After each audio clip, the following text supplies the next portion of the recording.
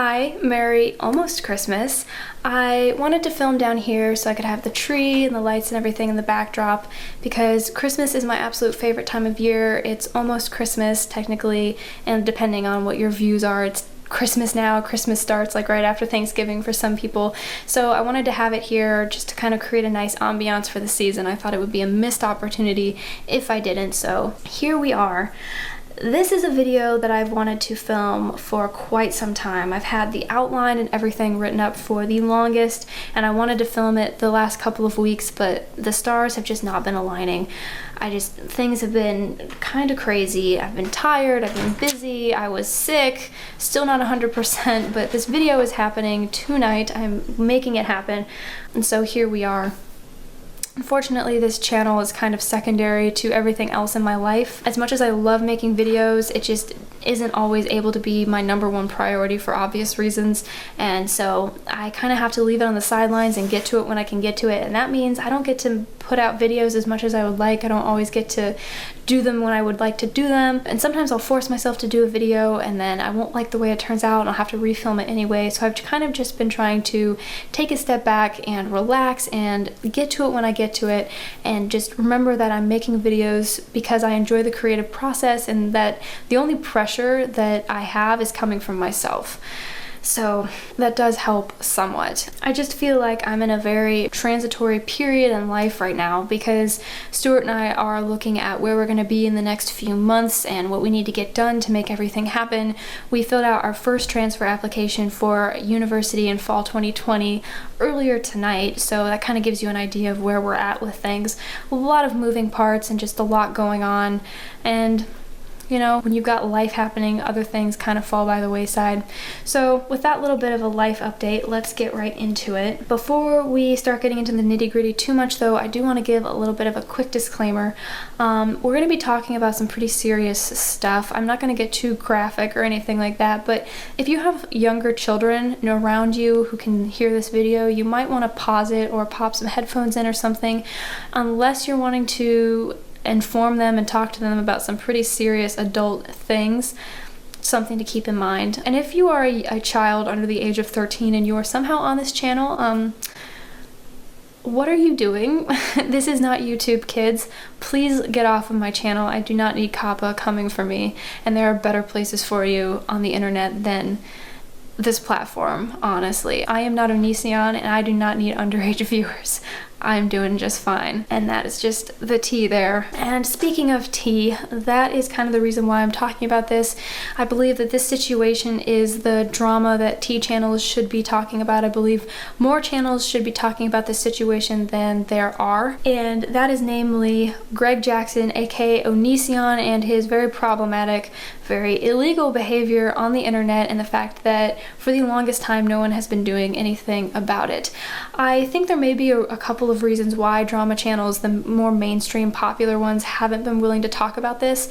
The first one is that this is a very serious situation with a lot of legal ramifications. It's very multifaceted. Without the pun being intended, it is very much like an onion with many layers, and the further you go, the worse it gets. And I think that scares a lot of these channels off of talking about this thing. The second reason is because I think a lot of people are afraid of Greg Jackson because he has made a habit in the past of going after channels that have called him out, hitting them with false copyright strikes, and just being ridiculous and creating a lot of nonsense, which is one of the things that he does very well, but unfortunately that has scared people off of talking about him, and so I think that may be a contributing factor as well. Luckily, with recent events and with Chris Hansen of Dateline and To Catch a Predator fame picking up on this whole thing, people are beginning to talk about it more, but it's still not what I would think it would be given how huge of a scandal this thing is, given the fact that this is a YouTube celebrity. And normally tea channels and drama channels are all over YouTube celebrities making fools of themselves and doing illegal things. That is something that they have kind of made themselves known for, is calling out problematic behavior and holding these content creators responsible for their actions, which is a good thing, and it definitely needs to happen. But I think in this situation, the crickets that I'm getting from these channels is a little bit strange. Now, of course, this is a little bit of a generalization. Not every single channel is silent on this thing. A few have talked about this. Jacqueline Glenn and Blair White have gone in depth about this. Jacqueline Glenn has actually had personal interactions with Greg Jackson. I believe Blair White has as well. Michelle McDaniel mentioned him in one of her videos. The one drama channel that I watch pretty consistently, Angelica Oles, she did mention it, but even in her video, she mentioned that she wasn't willing to go too in depth with this thing because she didn't know all of the details, and that goes back again to what I was saying about people just not being willing to take this thing on because of how huge and bad it is. Everyone DM'd me telling me to make a video on it, and I feel like there is so much that I can't just like whip out a video same day, upload it, and kind of like hope for the best, because this isn't like a Jamie Choll releasing bad makeup or like, I don't know, something along those lines. It's like an actual problem. Yeah, I need water. Hydrate, kids. So anyway, I am adding my voice to the mix of slowly but growing numbers of people who are talking about this in the hopes that it will create more of a push.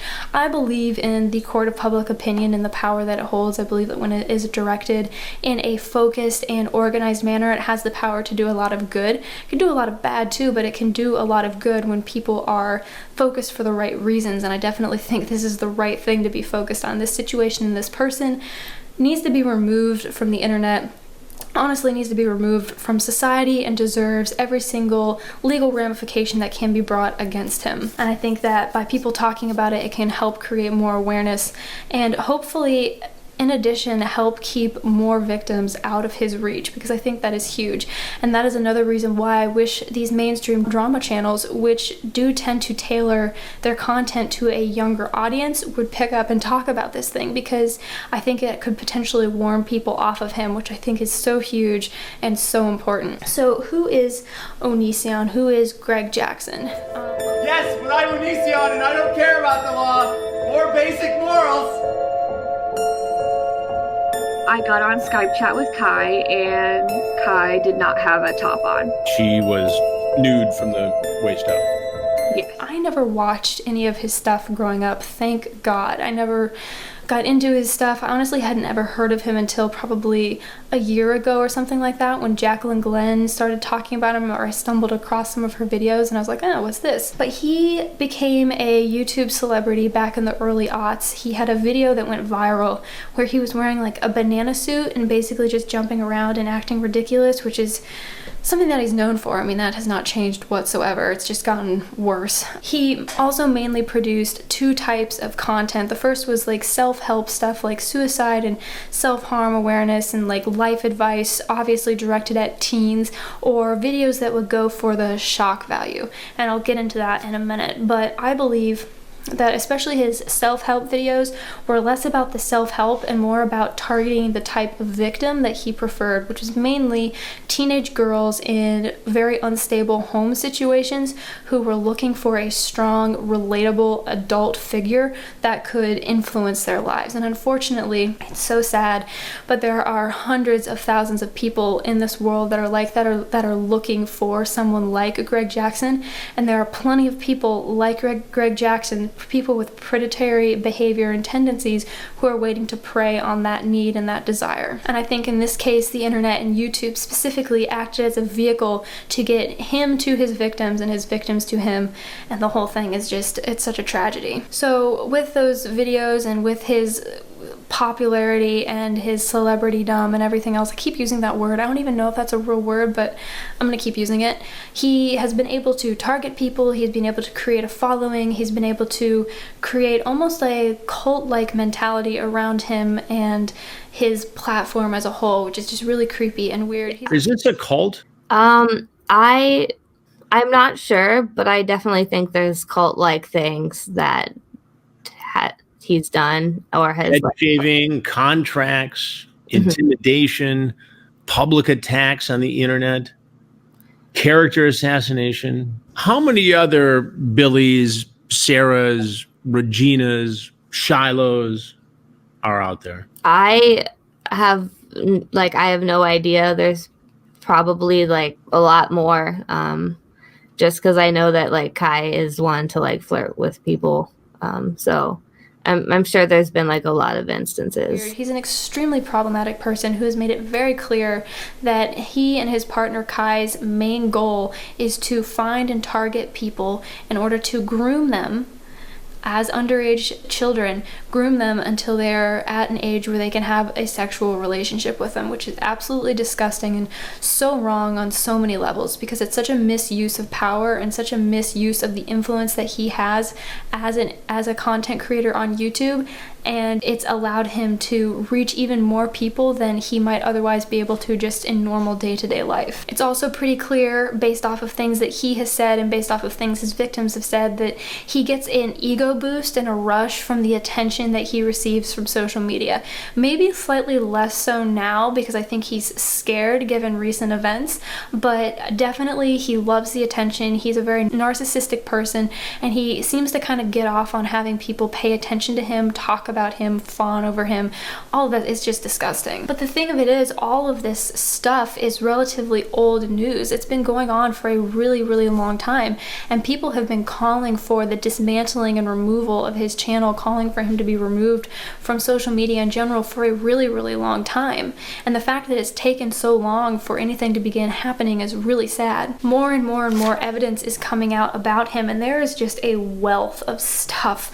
Like, there is so much, and I don't even know if I want to start getting into it because I feel like I'm going to get in over my head really, really quickly. Like, this is the kind of situation you would have to do a series about to cover everything. But I did find a thread on Reddit that I will post a link to down in the description of this video.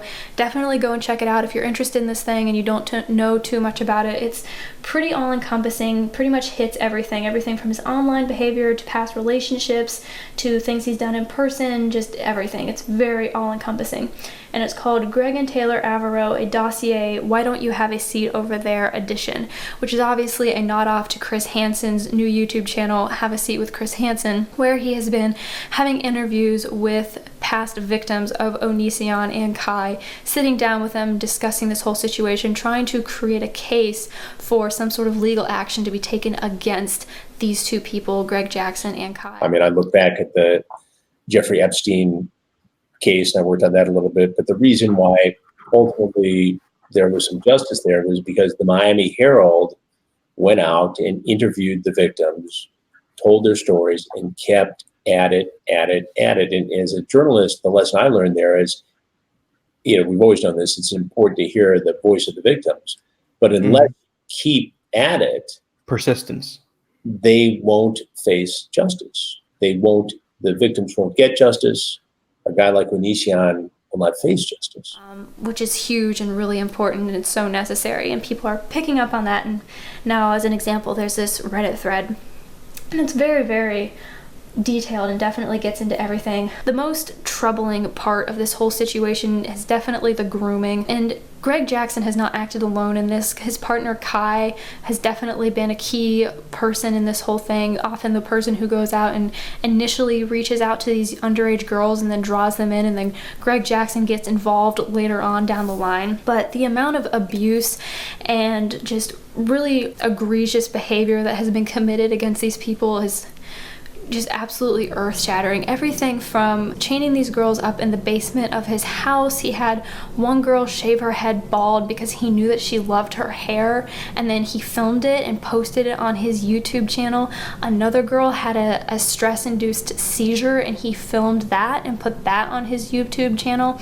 Like, this goes back to what I was saying about him loving the attention and the ego boost and everything that he gets from people and the shock value. That is definitely his shtick and the thing that he likes, in addition to having these underage girls sort of fawn and be stuck to him. The whole thing is just absolutely sickening. He used to have, and I'm assuming probably still does, although I honestly don't know, I didn't go out and try to find them, but he had these forums where his fans could interact with him and interact with each other, and it was basically like his own social media platform, and he would use it to target people.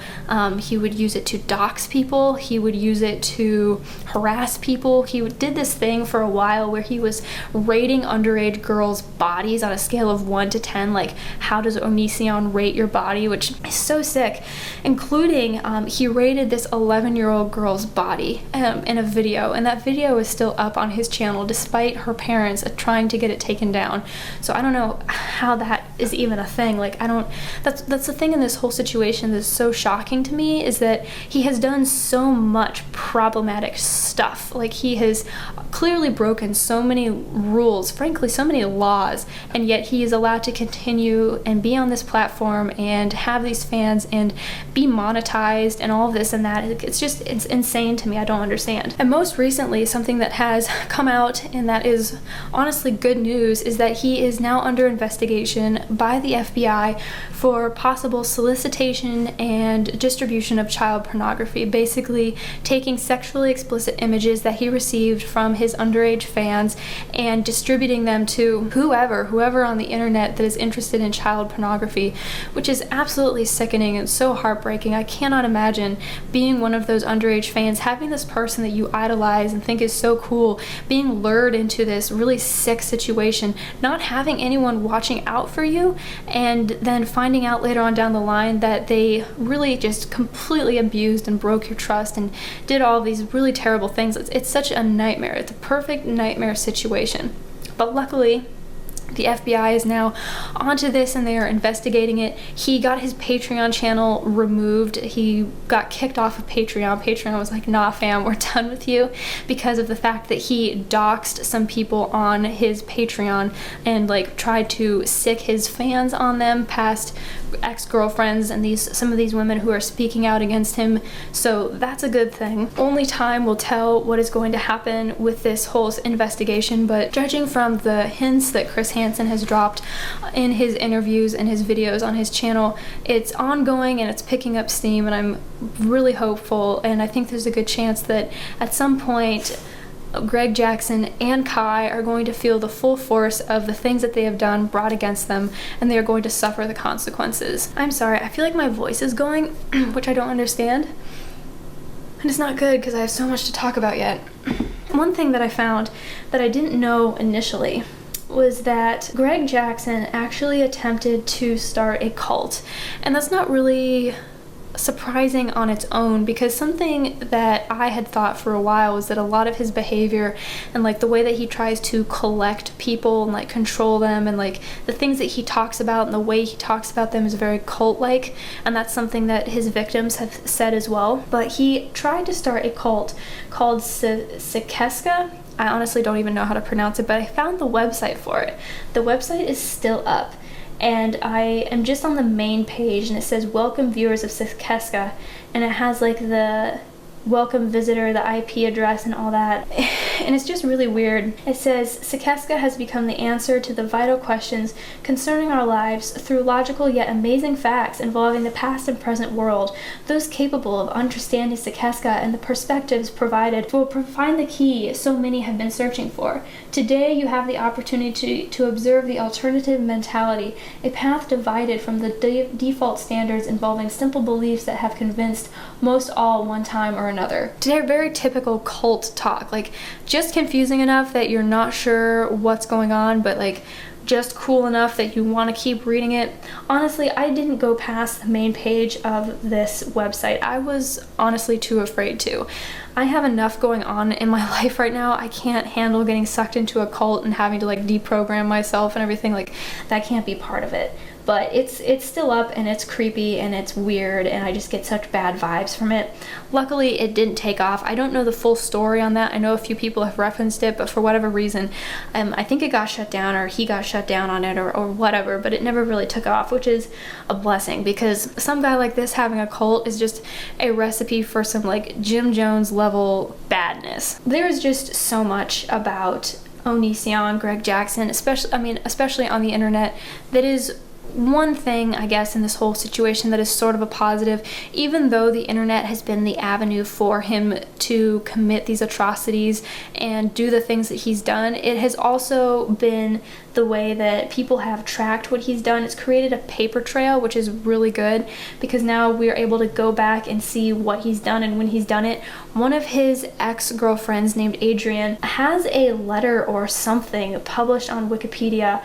It's just called The Letter. I will link it down below, but fair warning, it's graphic. It's also very, very long, but basically recounting her entire relationship with Onision, and it's very standard and typical of everything else that all of his other victims have said. You know, started out very nice and then but got like really intense really quick, started out online and then bled its way into like everyday life. They met up, they hooked up, it became very controlling. He got super weird. He would cry all the time. Like, he is creepy, he is weird, he cries a lot. You know, just all this stuff. And he is very obsessed with having people think he is just like the best and the greatest. It's like this weird narcissistic God complex thing I get. There's actually a quote here that I'm going to read from this letter, and it was something that she put on her Google Plus, but it's at the end of the letter Wikipedia page, which I think, based off of everything else that everyone has said about him, is pretty much sums things up.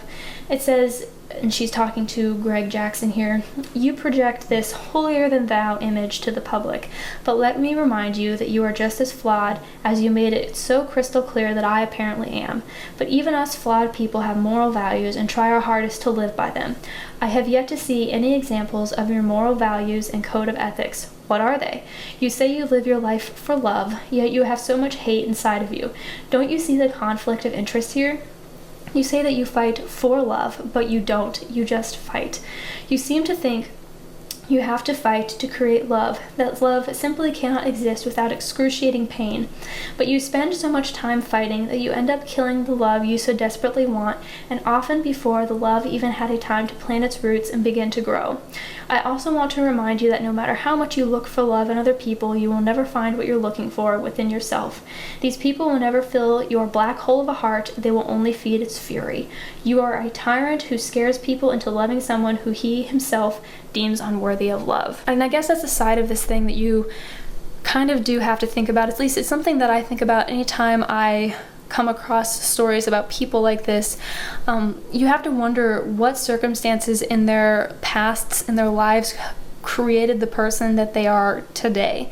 And you have to think that someone who behaves this way, who exhibits this kind of behavior, would have had to have had some pretty terrible things happen. And you can definitely feel pity and sympathy for that aspect. But for me, that's where it ends, because the opportunity to try to improve yourself and do right, it passed a long time ago. It passed with his first victim. He has made it very clear that he is either incapable or unwilling of righting his wrongs and attempting to rectify anything. It's beyond him. I think for him, his behavior and the things he does, the sexual deviancy and everything else is almost a compulsion. It just makes me think, before I was in the Navy and before I was going to school for environmental science, I thought that I wanted to go into law enforcement, so I was actually studying criminal justice. And I remember I had a professor teaching one of my criminal justice classes, and he talked about how people who have predatory behavior, who exhibit these types of tendencies, who do these types of things, it's a compulsion for them that they cannot help. It's a sickness and an illness for them. And even when they know they might be going into a trap, even when they know they shouldn't be doing whatever it is because it's morally reprehensible, they will still do it because they cannot help themselves. And although I'm not a psychologist or anything like that, and I obviously don't have any background in any type of criminal justice besides what I do in the Navy, which is hardly mentionable, I think that you can clearly look at somebody like this and see those trends, and I believe it's reasonable to expect that he falls under that category of someone who has created a situation or has the type of personality that cannot help himself anymore. He has a compulsion that he has to follow, and that's really, really scary. The other side of this that I think doesn't get enough attention is Kai, his partner, who started out as a fan of his, an underage fan, no less, who ended up becoming his wife and now is his partner, as they identify differently than they did before. They're trans now, I think. I'm not exactly sure. But at any rate, I don't even know. The whole thing is so confusing. The whole situation started out much the same as any of Onision's past victims, but it continued past that point. And it reminds me of situations I've heard of before where someone who has been abused in the past goes on to abuse others. And I think that Kai kind of falls into the same category as Onision now does. You can feel sorry for them and sympathize with the fact that they were hurt in the past, but the opportunity for them to change and do better passed a long time ago, and they've made it very clear that that is not their intent and that they have no interest in doing those things. So while I feel for the fact that they obviously went through something terrible for something like this to happen, for them to become this type of person that would go out and help target underage girls to bring them into this situation, it doesn't negate the bad things that they've done, it doesn't change anything, and it doesn't mean that they shouldn't pay for what they've done. The fact that Chris Hansen is starting to cover this thing, has been covering this thing, is going after Greg Jackson is so huge and such a light at the end of the tunnel. The fact that the FBI is on this now is awesome. The fact that he's been kicked off of Patreon is fantastic. He's lost a major source of income for himself, and I think that that's incredible. There are lights at the ends of these very long, dark tunnels, and I can just only hope that as time goes on, it will become brighter and brighter. The things he's done will be continued to be brought into the light, and he will be forced to pay for what he has done. In addition to that, more and more people are talking about this. It's such a slow thing, but they are, I think, slowly beginning to realize that this is something necessary that needs to be talked about, that his behavior can't be ignored, that just because he acts a certain way and makes inflammatory remarks and lashes out doesn't mean that he shouldn't be held responsible for things.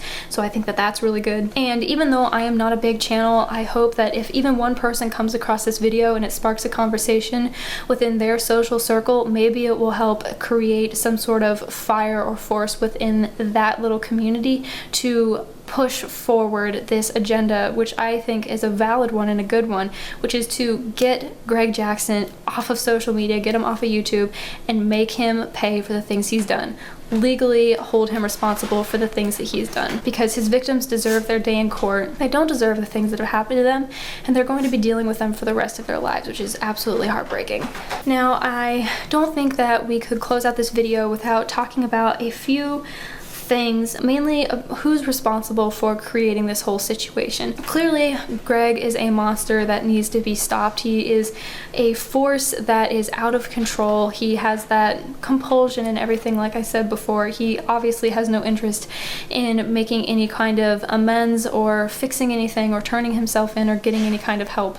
So clearly that is something that is going to have to be done for him, and clearly he is the primary culprit in this whole thing. His victims and everyone that he has harmed are totally blameless in this whole situation, 1000%. The majority of them were innocent children in extremely fragile domestic situations, essentially primed to be preyed upon by him with his agenda and everything that he had created. Truth be told, I blame Greg, Kai, YouTube, and ultimately the parents of these children. And this gets into something that I know a lot of people have sort of mixed feelings about, but I think given this situation, if this doesn't make a good case for what I'm saying, I don't know what would. But the internet is not a suitable babysitter. You cannot plop your kid down with an iPad and leave them to just roam wherever. There are so many horror stories out there of kids coming across things that they shouldn't, of being targeted by predators on the internet because of the fact that they have no supervision, and it's starting at a younger and younger and younger age because kids are being given technology at a younger and younger age without supervision. And how that is acceptable and how any parent would think that's okay is beyond me.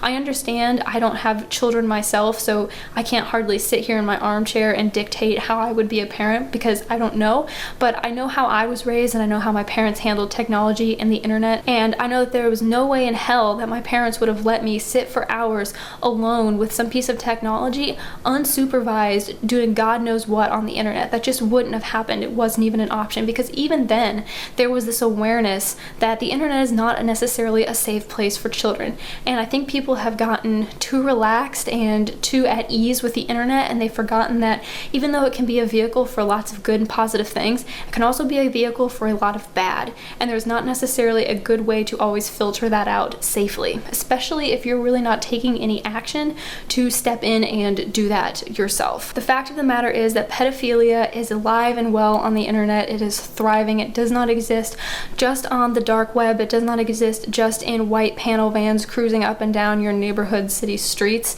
It is everywhere, and you have to be so aware of that, and you have to always have your eyes open and be ready to take action if things turn sour. It's unfortunate that we live in that kind of world, but we do, and we have to be so protective, especially of these younger generations that are up and coming and forming their opinions of the world. As a parent or a guardian, you play a very active role in the kind of life that they will have, and that cannot be underplayed. And I can understand why it would be tempting to kind of give them over to the internet for a few hours so you can get some peace of mind, but it's so important that you not do that, and that you be more active and be more present and not let technology be the thing that runs your life, because it can be so dangerous, especially in situations like this where you have someone who is allowed unfettered access to children. This whole situation is so tragic and sad, and it needs to serve as a lesson to everyone. I am talking about this because people need to be talking about this, and because I am a person and I have a platform, and to not talk about it I feel would be negligible on my part. When I look at pictures of Greg Jackson, I get the same sort of gut feeling and sort of primal reaction that I get when I look at pictures of someone like Ted Bundy. You know, people say that Greg Jackson is such an attractive man, you know, and that's why people are like drawn to him. But to me, Greg Jackson is attractive in the same way that Ted Bundy is attractive. And by that I mean he's creepy. And I don't see someone that I would be attracted to, I see someone who makes me want to run away. And the difference between looking at pictures of Greg Jackson and pictures of Ted Bundy is that one of these individuals received the justice that they very rightly deserved, and the other one is still alive and well and thriving and monetized on the internet. On the one side, the victims' families got their day in court. On the other side, there are still countless victims still coming forward, still people being targeted potentially, and little to nothing being done by the owners of the platform that he is using. Greg Jackson is free to continue doing whatever he wants. I feel like someday true crime podcasts will be talking about Greg Jackson the way that they talk about Ted Bundy or Ed Gein or any of these other sick, twisted individuals who have become the epitome of evil within our society. And my only hope is that this happens before he has a chance to target and hurt any more people, before he has a chance to ruin even more lives than he already has. My hope is that he is stopped and removed, and that his victims get the justice that they so rightly deserve. This is just a small snippet, a small little bite-sized thing of who Greg Jackson is and what he has done. I could sit here for hours and go so in depth into everything that has come out, but frankly there just isn't enough time, and I don't think my voice box is going to be able to take it.